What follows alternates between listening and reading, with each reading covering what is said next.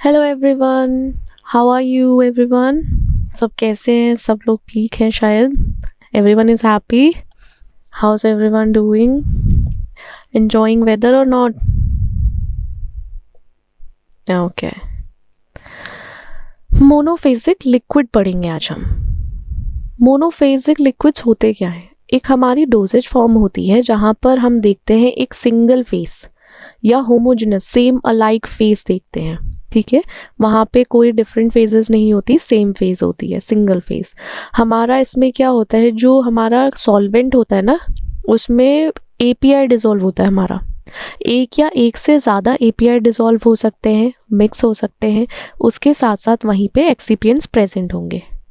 अब monophasic liquid doses form में क्या होता है, जो एपीआई है और एक्सिपिएंट है वो यूनिफॉर्मली डिस्ट्रीब्यूट होते हैं पूरे लिक्विड में। यूनिफॉर्मली मतलब अगर जैसे ये हमारा सॉल्यूशन है, इसके ये हमारा मोनोफेजिक लिक्विड है, ठीक है। मोनोफेजिक लिक्विड में यहाँ पर भी सेम यूनिफॉर्म होगा और यहाँ पर भी दोनों पॉइंट पे सेम डिस्ट्रीब्यूशन होगा हमारे एपीआई और एक्सिपिएंट का। इसलिए ये क्या है, एक ना हमारी कंसिस्टेंसी मेंटेन करता है, ये मेक श्योर करता है कि हमारा जो भी लिक्विड है, जो भी डोजेज फॉर्म है, वो कंसिस्टेंट रहे, ठीक है।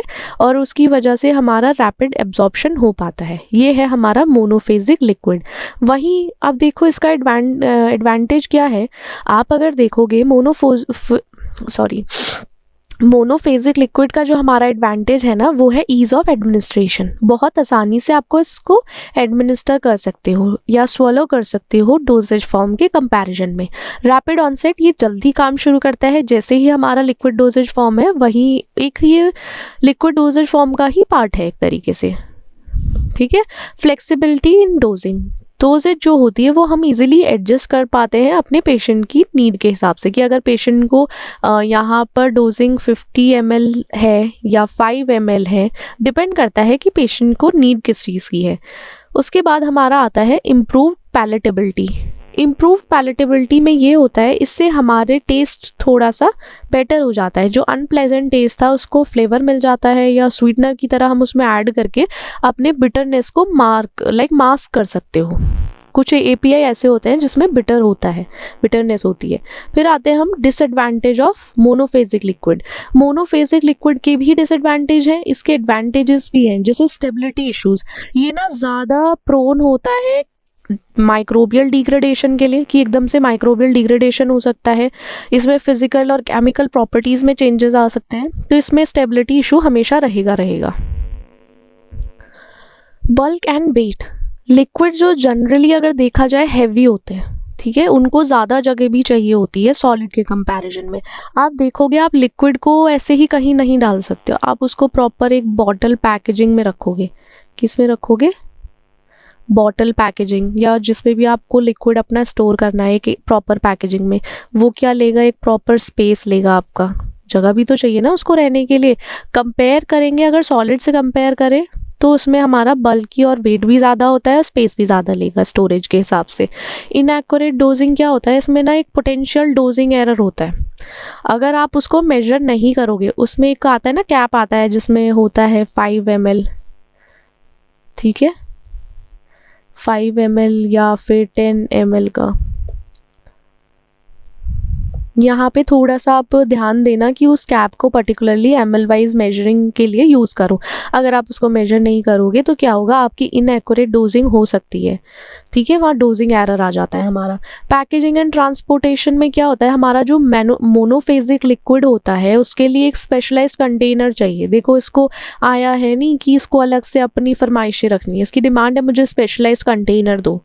और ये ना लीकेज और ब्रेकेज का बड़ा चक्कर होता है इसको। अगर आप ट्रांसपोर्टेशन पैकेजिंग के टाइम पे ध्यान से नहीं हैंडल करोगे ना इसको, अगर प्रॉपरली नहीं इसको पैक करोगे, तो ये ब्रेकेज और लीकेज का बड़ा चक्कर रहता है। ससेप्टेबल होता है, इजीली लीक भी करता है और ब्रेक भी हो जाता है ट्रांसपोर्टेशन के टाइम पे। वहीं मोनोफेजिंग में हमारा आता है गार्गल्स। अब गार्गल्स भी एक तरीके से लिक्विड सॉल्यूशन है, एक ऐसा लिक्विड सॉल्यूशन जो हमारे थ्रोट और माउथ की कंडीशन को देखते हुए बनाया गया है। उसको जैसे कि आप एंटीसेप्टिक की तरह यूज़ कर सकते हो, उसमें एंटीसेप्टिक एनेस्थेटिक्स भी होते हैं, एनाल्जेसिक्स भी होते हैं पेन रिलीफ के लिए, एंटी इन्फ्लेमेटोरी इंग्रेडिएंट्स भी होते हैं। बहुत सारी चीज़ों से एक तो हम गार्गल्स बन सकते हैं। मोस्टली ये हमारे थ्रोट और माउथ की कंडीशन उसके रिलीफ में काम आता है, या ओरल हाइजीन में भी इसको हम लेते हैं। अब देखो गार्गल्स का स्टेप प्रोसीजर क्या होता है, हम वो देखेंगे। अब देखो ये रहा हमारे गार्गल बाइसेप। गार्गल बाइसेप कुछ इस प्रकार के दिखते हैं, ठीक है। मतलब आप लोगों ने तो देखा होगा कि अगर कंटेनर में गार्गल प्रेजेंस है, gargle mouth wash like mouth के लिए कुछ प्रेजेंट है सॉल्यूशन, उसको वो कुछ ऐसे पैक होगा। चलो ये सब तो छोड़ो, प्रिपरेशन पे आते हैं, स्टेप बाय स्टेप प्रिपरेशन देखते हैं। पहले हमें एक सॉल्वेंट लेना है। सॉल्वेंट को हम क्या करेंगे, मेजर करेंगे अकॉर्डिंग किसके, कि जैसे हमें वार्म वाटर लेना है, ठीक है। वार्म वाटर हो गया, या आप इसकी जगह डिस्टिल वाटर भी ले सकते हो, डिपेंड करता है कि आपकी रिक्वायरमेंट है, ठीक है। यहाँ पे समझ जाओगे ना, H2O डिस्टिल वाटर मेजर करेंगे हम इतने पर्टिकुलर सॉल्वेंट को। उसमें क्या करेंगे, पहला स्टेप हमारा सॉल्वेंट को मेजर करना है, फिर हम उसमें एक्टिव इंग्रेडिएंट डालेंगे। हमारा एक्टिव इंग्रेडिएंट जो रिक्वायर्ड क्वांटिटी में है, जैसे सॉल्ट है, एंटीसेप्टिक में आयोडीन हो गया, क्लोरहेक्सिडिन हो गया, तो जैसे यहाँ पे हमारा सॉल्ट, ठीक है, सॉल्ट हो गया, या हमारा आयोडीन है। आयोडीन वो आते हैं ना माउथ गार्गल्स के लिए, आपने कोविड के टाइम पे सुना होगा आयोडीन गार्गल्स और कर लो, थोड़ा सा इफेक्ट मिलता है। तो ये हम अपने एक्टिव इंग्रेडिएंट ये दो होंगे, इनको डिज़ोल्व करेंगे डिस्टिल वाटर में जब तक ये प्रॉपरली मिक्स ना हो जाए। वहाँ पे सूदिंग एजेंट्स, हम सूदिंग एजेंट जो होते हैं वो क्या करेंगे, हमारे थ्रोट रिलीफ के लिए भी यूज़ होते हैं, ठीक है। थ्रोट रिलीफ के लिए जैसे उसमें हनी हो सकता है, ग्लीसरीन होता है, ये थोड़ा हमारा सूदिंग एजेंट ऑप्शनल है, कोई ज़रूरी नहीं होता, बट आप फिर भी अगर आपको थ्रोट रिलीफ के लिए देखना है कोई भी गार्गल, तो आप on the basis of soothing agent पे सेलेक्ट कर सकते हो उसको, ठीक है। थर्ड स्टेप हमारा ऑप्शनल है, बट एक ना अच्छा होता है कि थ्रोट को भी थोड़ा रिलीफ मिल जाएगा, कुछ हमारा अच्छा ही हो जाएगा गला। Mix flavouring agent. Flavouring agent इसलिए होते हैं जो हमारे पैलेट्स को ना ईजीली, हमारे पैलेट्स सूटेबल हो, हमारा जो बिटर टेस्ट है या पैलेटेबल हो जाए, हमारा जो भी हमें लेना है सिरप या जो भी सॉल्वेंट हमें यूज़ करना है, उसमें हम फ्लेवरिंग एजेंट डाल सकते हैं। जैसे इसमें फ्लेवरिंग एजेंट में आ जाएगा आपका पेपरमिंट। पेपरमिंट हमारा बहुत अच्छा फ्लेवरिंग एजेंट होता है। फिर उसके बाद हम फाइनल एडजस्टमेंट ऐसे करते हैं, हमें अपना जो सॉल्यूशन लाना है ना, सॉल्यूशन हमारा क्लियर होना चाहिए। ये नहीं है कि उसमें पार्टिकल्स अलग सस्पेंडेड हैं या तैर रहे हैं उसमें अलग से, हमारा प्रॉपरली मिक्स होना चाहिए और क्लियर होना चाहिए हमारा सॉल्यूशन। पैकेजिंग आपको पता है, हमारा स्टेराइल बोटल्स में पैक होगा, डिस्पेंस होगा, उसमें क्लियर इंस्ट्रक्शंस लिखे होने चाहिए कि कैसे गार्गल करना है। और आपको गार्गल करने के बाद उसको मतलब गार्गल करने के बाद ऐसा नहीं है उसको पी गए, नहीं, पीना नहीं होता है, उसको अंदर नहीं ले जाना, उसको बाहर स्पिट आउट कर देना होता है। जब पूरा गार्गल हो जाए उसको स्पिट आउट करो, ठीक है। ये था हमारा गार्गल का प्रोसीजर। फिर आते हैं हम माउथ वॉश पे। माउथ वॉश हमारे लिक्विड सॉल्यूशन होते हैं, हम उसको ओरल हाइजीन मेंटेन करने के लिए, बैड ब्रेथ मेंटेन करने के लिए, या कोई भी डेंटल इश्यूज होते हैं उसको प्रिवेंट करने के लिए हम माउथ वॉशेस यूज़ कर सकते हैं। इसमें हमारे एंटीसेप्टिक एजेंट्स यूज़ कर सकते हो आप, फ्लेवरिंग एजेंट्स, या बहुत सारे ऐसे इंग्रेडिएंट हैं जिससे हमारा जो माउथ है वो क्लीन रहे और हमारी ब्रेथ फ्रेश हो, ठीक है। उसके लिए हम माउथ वॉशेज़ यूज़ करते हैं। और इसको ये होता है, आप इसको swishing the liquid in the mouth, आप अपने मुँह में थोड़ा सा उसको करोगे, फिर उसके बाद स्पिट आउट कर दोगे, कोई एनगल्फ नहीं करेगा, इसको अंदर नहीं पी जाएगा, इसको स्पिट आउट करना ज़रूरी है। अब इसकी प्रिपरेशन क्या होती है, हम प्रिपरेशन देखेंगे। हमारे माउथ वॉश का preparation on the basis of select solvent. अब ना हमारा जैसे फर्स्ट स्टार्टिंग पॉइंट है सॉल्वेंट का सिलेक्शन। आप उसमें वाटर भी ले सकते हो, अल्कोहल भी ले सकते हो, और जो बेस सॉल्वेंट होगा वो आपकी चॉइस, माउथ वॉश की चॉइस के बेसिस पे होगा।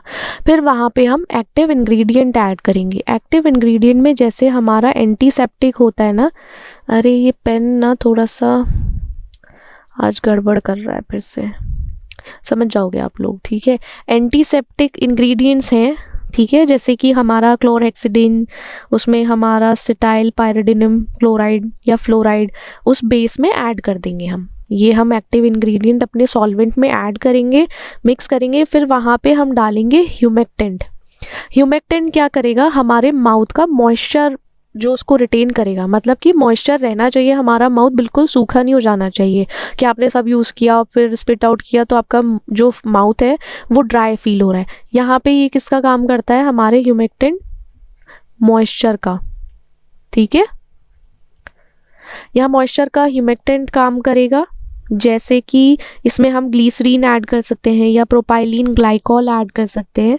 वहीं पे अब देखो, ये सर्फेक्टेंट्स ना ऑप्शनल भी हो सकता है, किसी किसी को चाहिए कि मुझे फोम चाहिए, झाग चाहिए अपने उसमें, तो तब ये SLS डालते हैं, सोडियम लॉरल सल्फेट। ये बहुत कॉमन सर्फेक्टेंट है, जिसको अगर चाहिए कि फोम वाला हो तो वो SLS चेक कर लें, उसको फोमिंग माउथ वॉश मिलेगा, अगर नहीं चाहिए तो नॉर्मल भी।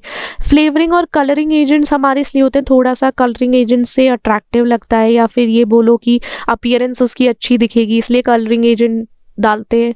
फ्लेवरिंग इसलिए डालते हैं क्योंकि एटलीस्ट वो पैलेटेबल हो, आपको टेस्ट उसका अच्छा है, आप कम से कम उसको यूज़ करो तो आपको अच्छा लगे। जैसे कि मिंट हो गया, मिंट फ्लेवर, मेंथोल और बहुत सारे फ्लेवर आने लगे हैं अब तो आप उसके बेसिस पे। फाइनल मिक्सिंग में ये होता है, सब कुछ डल चुका है एक हमारे बनाने के बीकर में, सोचो बना रहे हो जिस भी फ्लास्क में बना रहे हो किसी अपरेटस में, तो उसको मिक्स करो।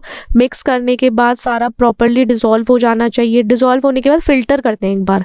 फ़िल्टर इसलिए करते हैं, कोई हमें क्लियर सॉल्यूशन चाहिए और कुछ एक्स्ट्रा पार्टिकल रह गया है डिज़ोल्व होने से, या कुछ मिक्स नहीं हो पाया, तो उससे ना एक हमारे फ़िल्टर से ये पता चलता है, क्लैरिटी आती है हमारे सॉल्यूशन में, क्लैरिटी आ जाती है किसके थ्रू, फिल्ट्रेशन प्रोसेस के बाद। पैकेजिंग वही, हम उसको बॉटल्स में पैक करेंगे, कैप लगाएंगे, मेजरिंग कैप लगाएंगे, उसके बेसिस पे हम पैकेजिंग कर देते हैं। ठीक है, अब है हमारा थ्रोट पेंट। थ्रोट पेंट ना हमारी टॉपिकल मेडिकेशन होती है। क्या होती है हमारी टॉपिकल मेडिकेशन, आप उसको ना सोर थ्रोट होता है या कोई ऐसी थ्रोट की कंडीशन, जब आप उस पर डायरेक्टली अप्लाई कर सकते हो, एक तरीके से स्वॉब की तरह स्वॉब करोगे और अप्लाई कर लोगे। उसमें हमारे ना मेडिकेशन होती है, थोड़ा सा उसमें हमारे एक्टिव इंग्रेडिएंट्स डले होते हैं, जैसे एंटीसेप्टिक, एनेस्थेटिक्स, एंटी इन्फ्लेमेटरी, ये सब इंग्रेडिएंट्स होते हैं जो हमारे पेन और इन्फ्लेमेशन को रिलीव करने में काम आते हैं। ये हमारा थ्रोट पेंट हो गया, टॉपिकल मेडिकेशन है ऊपर से। ठीक है, इसे खाना नहीं है, ऊपर से ही लगाना है। इसको हम बनाते कैसे हैं, इसका प्रिपरेशन क्या है, स्टेप बाय स्टेप प्रिपरेशन देखेंगे। थ्रोट पेंट, इसका प्रिपरेशन होता है, देखो बेस तो आपको सब में लगेगा, बेस हर जगह होना चाहिए। ठीक है, बेस होगा हमारा, जैसे ग्लीसरीन है, मिथाइल सेलुलोज है, वो हमारा बेस हो जाएगा। फिर आता है हमारा मतलब विस्कस बेस होना चाहिए, थोड़ा सा ना लाइक उसमें विस्कोसिटी होनी चाहिए हमारे बेस में। फिर वहीं हम एक्टिव इंग्रेडिएंट डालेंगे, जिससे आयोडीन है, फिनॉल है, वो हम बेस में ऐड कर देंगे, डिज़ोल्व हो जाना चाहिए बेस में हमारे।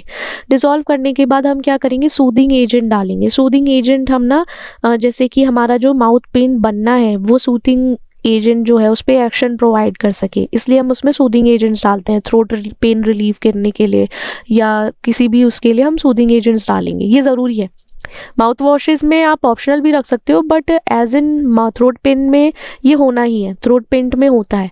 फिर उसके बाद हम मेक श्योर करेंगे, इंश्योर करेंगे कि विस्कोसिटी इसकी पर्टिकुलर एडजस्ट करेंगे कि हमारा जो सॉल्यूशन है पर्टिकुलर जहाँ पे हमने अप्लाई किया है या थ्रोट पे अप्लाई किया है वो वहाँ रहना चाहिए। जब हम लगा चुके हैं एटलीस्ट वहाँ पे रहे कुछ समय।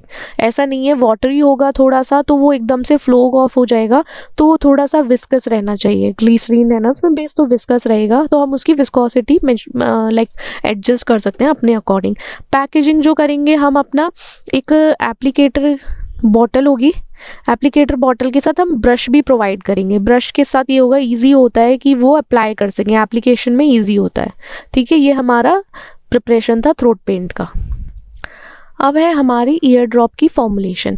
ईयर ड्रॉप्स होती क्या है, ईयर ड्रॉप्स वो लिक्विड मेडिकेशन है, वो इसलिए बनाई जाती हैं जिससे कि हमारा ईयर कंडीशन है, कोई ईयर की कोई भी कंडीशन हुई इन्फेक्शन की वजह से, इन्फ्लेमेशन की वजह से, या ईयर वैक्स उसमें जमा हो गया है, तो उसके लिए हम ईयर ड्रॉप्स यूज़ कर सकते हैं। ये डायरेक्टली क्या होता है, हम इसको ear drops drop by drop आप अपने ईयर में डाल सकते हो। कैसे, ईयर कैनाल में जो हमारा डायरेक्ट जाता है।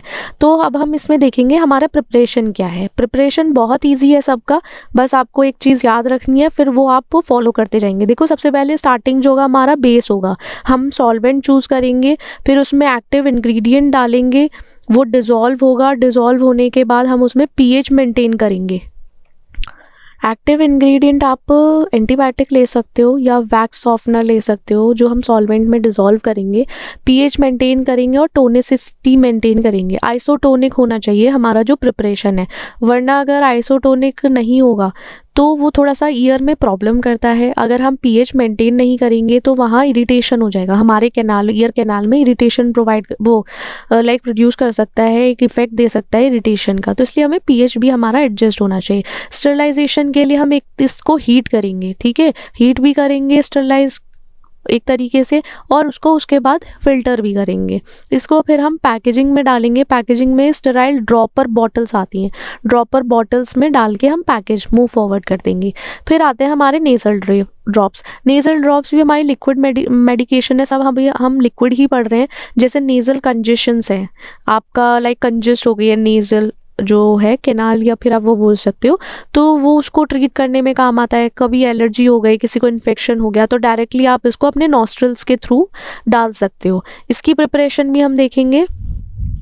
हमारा बेस सॉल्वेंट वही, हमारा एक्टिव इंग्रेडिएंट सॉल्वेंट हम ले लेंगे इसमें स्टेराइल डिस्टिल वाटर, हम सब चीज़ स्टेराइल यूज़ करेंगे। स्टेराइल डिस्टिल वाटर लेंगे, सेलिन हम ले सकते हैं as a base. Active ingredient जो होना चाहिए, जैसे हमारा डीकंजेस्टेंट है, एंटीबायोटिक है, कॉर्टिकोस्टेरॉइड्स हैं, वो हम सॉल्वेंट में डिज़ोल्व कर लेंगे। डिज़ोल्व करने के बाद उसका पीएच एडजस्ट करेंगे जिससे इरिटेशन ना हो।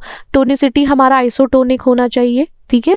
और फिर उसके बाद हम उसको फिल्ट्रेशन कर लेंगे, ऑटोक्लेविंग के थ्रू स्टरलाइजेशन करेंगे उसका। हम पैकेजिंग में हम स्टेराइल ड्रॉपर होगा या बॉटल्स होंगी, स्प्रे कंटेनर्स भी हो सकता है जो इजीली आपके नोज़ में स्प्रे कर सके, या ड्रॉपर भी आप यूज़ कर सकते हो, ड्रॉपर बॉटल्स। डिपेंड करता है, प्रिपरेशन सब अपनी अपनी प्रिपरेशन पैकेजिंग अपने हिसाब से करते हैं। सब कंपनीज़ के बेसिस अलग हैं कि उन्हें पैकेजिंग ड्रॉपर बॉटल्स में करना है या कंटेनर्स जो स्प्रे कर सकें, ठीक है। ये हमारी नेज़ल ड्रॉप का प्रिपरेशन था। अब एनिमास क्या होते हैं? एनिमास हमारे ऐसे लिक्विड सॉल्यूशन होते हैं, उसको हम रैक्टम में यूज़ करते हैं। रैक्टम में इंट्रोड्यूस करके वो क्या करते हैं, बॉल मूवमेंट को सपोर्ट करते हैं, कि लाइक बॉल मूवमेंट प्रमोट करते हैं, हो जाए कॉन्स्टिपेशन के टाइम पे या कॉलन क्लेंस करना हो तो हम एनिमास यूज़ करते हैं। और ना एक आप ये छोटे बच्चों में भी देख सकते हो, उनको भी थोड़ा यूज़ कराया जाता है एनिमास, कि वो इजीली बॉल मूवमेंट हो सके उनमें। और ये इजी थोड़ा सा होता है, एडमिनिस्टर कर सकते हो आप मेडिकेशन डायरेक्टली जहाँ पर साइट ऑफ एक्शन कराना हो, ठीक है। सेम वही प्रोसेस यूज़ करना है। हम इसमें ना कुछ चीज़ें चेंज करेंगे, जैसे कि हमारा जो बेस है हम उसमें वाटर ले सकते हैं, सलाइन बेस भी ले सकते हैं। फिर उसके बाद हम उसमें क्या करेंगे, अपना एक्टिव इंग्रेडिएंट जो है उसको डिज़ोल्व करेंगे। जैसे उसमें हमारा क्या आ सकता है, ये नहीं है यहाँ पे, सॉरी। जैसे उसमें हमारा आ जाएगा सोडियम फॉस्फेट, बिस्कोडाइल, ये हमारे ना सस्पेंड रहेंगे या डिज़ोल्व हो जाएंगे हमारे एक्टिव एजेंट्स, ठीक है, ये यहाँ से आएगा। फिर उसके बाद हम पीएच एडजस्ट करेंगे, टोनिसिटी एडजस्ट करेंगे, आइसोटोनिक होना चाहिए जिससे हमारा सॉल्यूशन जो है, जो भी हमारा लिक्विड फॉर्मुलेशन है, वो इरिटेशन ना प्रोवाइड कर सके। स्टरलाइजेशन के लिए आप यहाँ पे क्या कर सकते हो, स्टरलाइजेशन के लिए हीट कर सकते हो, फिल्टर कर सकते हो, ठीक है। और फिर उसको पैकेज करने के लिए आप नोज़ल ले सकते हो, लाइक जिनके कोई कंटेनर जिनके नोज़ल होते हैं ना ऊपर प्रेजेंट, वो डायरेक्टली रैक्टल में एडमिनिस्टर कर पाएँ। इसलिए हमें पैकेजिंग भी बहुत ध्यान से करनी है कि हमें किस जहाँ पर एडमिनिस्टर करना है, कैसे इजीली एडमिनिस्टर हो सकता है, तो उसके अकॉर्डिंग ही हम पैकेजिंग करेंगे, ठीक है। अब जैसे सिरप्स हैं, सिरप्स क्या होते हैं, वो थोड़े से थिक होते हैं, ठीक है। ये हमारा स्वीट लिक्विड प्रिपरेशन होता है, एक तरीके से आप इसमें बोल सकते हो कि कॉन्सेंट्रेशन जो होता है शुगर का वो ज़्यादा होता है नॉर्मली, ठीक है। हम उसमें ओरल मेडिकेशन के लिए दे सकते हैं, जिनको टैबलेट स्वॉलो करने में, टैबलेट लेने में या कैप्सूल लेने में प्रॉब्लम होती है ना, उनको हम सिरप प्रोवाइड कर सकते हैं। एक तो ये सिरप्स ना इजी होते हैं, पैलेटेबल होते हैं, आप इजीली इनको ले सकते हो, क्योंकि इनका जो एक मास्किंग प्रॉपर्टी होती है ना, वो टेस्ट मास्क कर देते हैं। तो यहाँ शुगर सब्स्टिट्यूट भी ले सकते हैं, और यहाँ पे शुगर का हाई कॉन्सेंट्रेशन भी होता है सिरप्स में, ये ध्यान रखना। डायबिटिक पेशेंट्स को अवॉइड करना चाहिए कि सिरप्स ना लिए जाएँ। Preparation of sugar solution. ये हमारा ना बेस है शुगर सॉल्यूशन का। इसमें हम क्या करेंगे, अपने शुगर जो है उसको हम डिज़ोल्व करेंगे वाटर में, तो एक कंसनट्रेटेड सिरप बन जाएगा हमारा, कॉन्सेंट्रेटेड सिरप बेस बन जाएगा। ठीक है, आप इसको यहाँ पे छोड़ देना। 66% वेट बाय वेट के अकॉर्डिंग बनाएंगे हम। ठीक है, ये हमारा शुगर सॉल्यूशन बेस शुगर बन गया। वहीं पे हम अपना एक्टिव इंग्रेडिएंट लेंगे। एक्टिव इंग्रेडिएंट जो हमारा हो सकता है कोई भी मेडिसिनल एजेंट हुआ, ठीक है, कोई भी मेडिसिनल एजेंट है उसको क्या करेंगे, उसको थोड़े से वाटर में डिज़ोल्व कर लेंगे। वाटर में डिज़ोल्व कर लो या फिर अल्कोहल में डिज़ोल्व कर लो, वो आपकी चॉइस है। डिज़ोल्व करने के बाद क्या करोगे, वो एक प्रॉपर एक सॉल्यूशन बन गया। ठीक है, ये हमारा सॉल्यूशन है, ये हमारा बेस शुगर है। फिर क्या करेंगे, इसको हम कंबाइन कर देंगे किसके साथ, अपने बेस के साथ। सॉल्यूशन को बेस के साथ कंबाइन कर देंगे।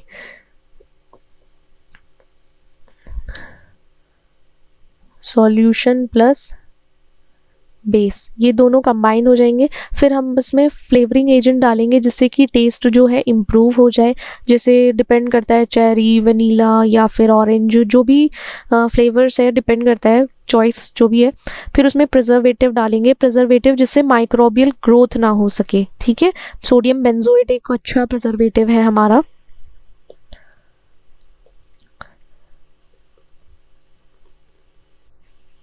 सोडियम बेंजोएट, ठीक है, ये हमारा प्रिजर्वेटिव है माइक्रोबियल ग्रोथ रोकने के लिए। फिर स्टरलाइजेशन, फिर हम उसको ना लाइक फ़िल्टर कर लेंगे सिरप को। फाइनली जब सब कुछ हो जाएगा, कोई भी पार्टिकल रह गया है, कोई पार्टिकल उसमें बाय चांस छूट गया है, तो उसको फ़िल्टर कर लेंगे। पैकेजिंग हम क्या करेंगे, स्टेराइल बॉटल्स में करेंगे।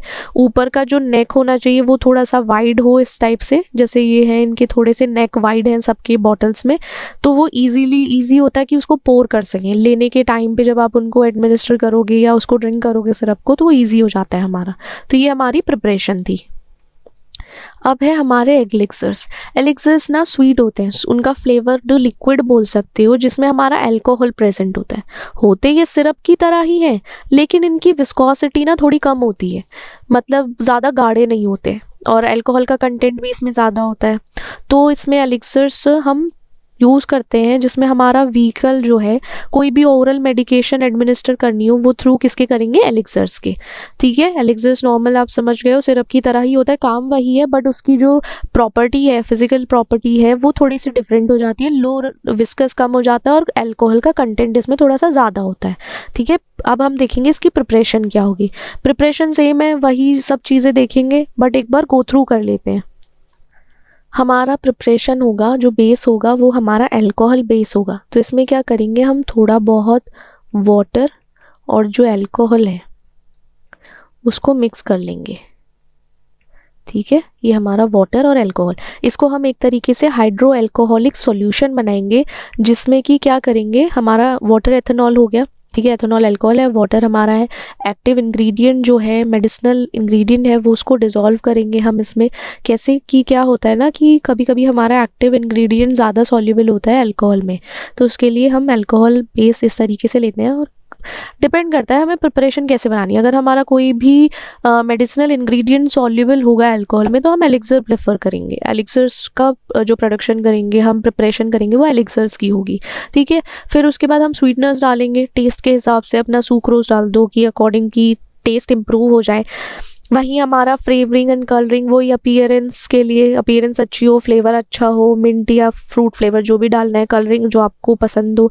मतलब ये जो ये प्रिपरेशन मैं बता रही हूँ, अगर आप लैब में अगर प्रिपेयर करना लाइक लैब में प्रिपेयर करोगे ना, तब उस टाइम आप अपने अकॉर्डिंग डाल दो, वरना एक नॉर्मल स्टैंडर्ड प्रोसीजर होता है फार्म इंडस्ट्री में प्रिपरेशन का। ठीक है, वो सब ऐसे ही गो थ्रू करते हैं, बट उसमें थोड़ा सा ना ध्यान ज़्यादा रखते हैं। फाइनल एडजस्टमेंट मिक्सिंग, वो देखते हैं कि हमारा मिक्सचर जो है प्रॉपरली मिक्स हो चुका है या नहीं, होमोजेनस फॉर्म में आ चुका है नहीं, क्लियर हो गया, तो उसको हम आगे फिल्ट्रेशन प्रोसेस के थ्रू देखेंगे। फिल्ट्रेशन प्रोसेस में क्या होता है, हमारी क्लैरिटी आ जाती है, हमारा जो सोल्यूशन है वो थोड़ा सा क्लियर हो जाएगा। फिर उसको हम क्लैरिटी के बाद क्या करेंगे, पैकेजिंग में कर देंगे। पैकेजिंग हम एम्बर बॉटल्स यूज़ करते हैं इसमें। पैकेजिंग के लिए कौन सी बॉटल्स यूज़ करते हैं, एम्बर बॉटल्स, जिससे ये प्रोटेक्ट कर सके लाइट से। ठीक है, ये हमारा एलिक्सर्स का प्रिपरेशन था। लिनीमेंट्स, ये वो लिक्विड फॉर्मेशन है या वो प्रिपरेशन है जहाँ पे सेमी लिक्विड्स भी आते हैं हमारे, लिक्विड भी आते हैं। वैसे ये डिज़ाइन इसलिए किया गया था हम टॉपिकली अप्लाई कर सकें, स्किन के ऊपर डायरेक्टली अप्लाई कर सकें, जिससे कि हमें पेन, इन्फ्लेमेशन और मसल स्टिफनेस से रिलीफ मिल सके। और इसमें क्या होता है, हमारा एक्टिव इंग्रेडिएंट ना हायर कॉन्सेंट्रेशन में प्रेजेंट होता है, ज़्यादा अमाउंट होती है हमारे इंग्रेडिएंट की। तो क्या होता है, इसको यूज़ करते हैं, मसाज कर सकते हो। जब आप इसको मसाज करोगे ना एक तरीके से स्किन पे, तो ये इजीली एब्जॉर्प्शन ना इसका बढ़ जाता है। तो लिनेमेंट्स हमारे लिक्विड में भी आते हैं और सेमी लिक्विड प्रिपरेशन में भी आते हैं। ठीक है, इसकी प्रिपरेशन देखते हैं स्टेप वाइज कैसे होती है।